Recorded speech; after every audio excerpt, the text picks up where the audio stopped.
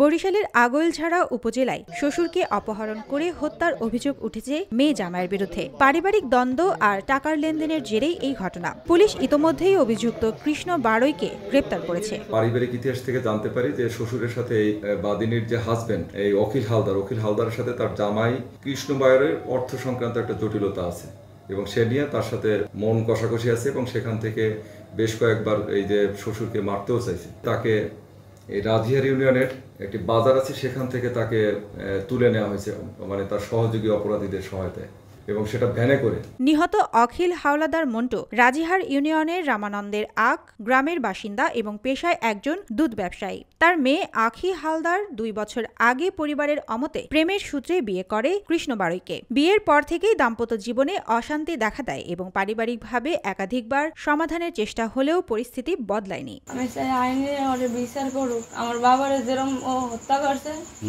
আমিও চাই ওর বিচার হোক কঠিনভাবে। সম্প্রতি বিদেশ যাওয়ার জন্য কৃষ্ণকে আর্থিক সহায়তা দেন শ্বশুর, কিন্তু বিদেশ যাত্রা না হলে ভ্যান গাড়ি কেনার জন্য টাকা ফেরত নিয়ে নতুন করে দ্বন্দ্ব শুরু হয়। ঘটনার এক পর্যায়ে কৃষ্ণকে চড়থাপ্পড় মারেন শ্বশুর, আর সেখান থেকেই ক্ষোভের জন্ম নেয়।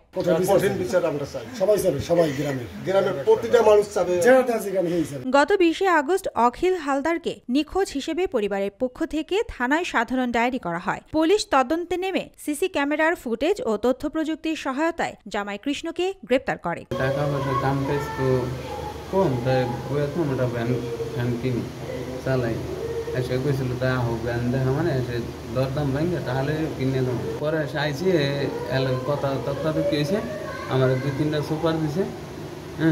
এসে আমি এটা হাবুর দিছি, এরপরে হে মনে করেন কুদ্রাকুদ্রি শুরু করেছি। জিজ্ঞাসাবাদে কৃষ্ণ অপরাধের কথা স্বীকার করে এবং তার দেখানো স্থান থেকে অখিল হালদারের দেহ উদ্ধার করে পুলিশ। আগৈলঝাড়া থানার ওসি অলিউল ইসলাম জানিয়েছেন, এই ঘটনায় নিহতের স্ত্রী বিউটি হালদার বাদী হয়ে থানায় মামলা দায়ের করেছেন। বর্তমানে এলাকায় এ নিয়ে ব্যাপক আলোচনার সৃষ্টি হয়েছে।